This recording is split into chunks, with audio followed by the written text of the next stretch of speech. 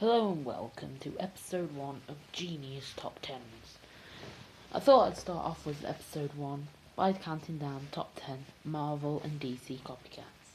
At number 10 we have Mr. Fantastic and Plastic Man, or Elongated Man, depending on which way you want to look at it, but I prefer Plastic Man, so we'll go with him. It's so obvious and every comic book fan should get this, I'm not even going to explain it. We'll just move on to number 9, Ant-Man and the Atom. A little bit less obvious, but I'll explain it anyway. Ray Palmer was a scientist, and he made a suit with specific particles that allowed him and the suit to shrink. Guess what?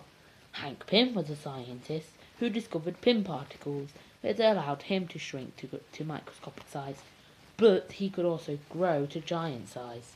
But that's another story. At number 8 we have Stan Lee and Jeff Johns. Nah, not really. We have the Red Hood and Winter Soldier. Not getting it, huh? Oh, how about this? Both of them were sidekicks. They both were thought dead by their leaders, and they both were back as villains.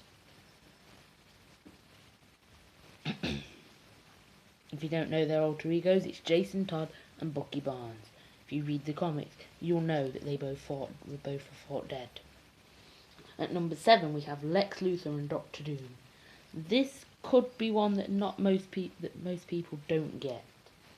They both have superior intellect that they use to try and outsmart their villains, and they try and outsmart the heroes, and they both want their enemies dead. At number 6 we have Wonder Woman and Miss Marvel. I'll be honest, guys, I was debating whether to do or not put this as a copycat, but I decided it for. They're both sole members of their respected teams. That will be coming in later. That will come later down the list. And they're both going to be the first female leads in the movie for their respected universes. Wonder Woman for DC and Miss Marvel for Marvel, obviously. At number 5 we have Batman and Iron Man. It's billionaire versus billionaire. If we haven't guessed it already, they're both billionaires, and they're both technically vigilantes. At number 4 we have Hawkeye and Green Arrow, two of my favourite archers in the whole wide world. Alright, so everyone should get this. They're both archers, and they both join the team later in the comics. At number 3 we have Deadpool and Deathstroke.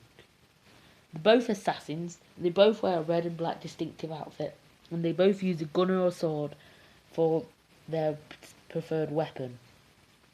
By the way, guys, if you're watching this video, you'll know that February is going to be an awesome month. Deadpool movie. Oh yes. At number 2 we have the Avengers and the Justice League of America. The two superhero teams to ever first arrive in comics. It would be evil to leave these two off the list. That's what I was going on about distinctive teams. And at number 1, we'll see if you can guess. We have The Flash and Quicksilver. The two speedsters who both call themselves the fastest man alive. But if we actually come down to it, The Flash is just a little bit faster than Quicksilver, but that's for another day. I hope you enjoyed this video. Like this, and I'll do another and I'll do another Marvel and DC top 10, and subscribe for more Comic Genius.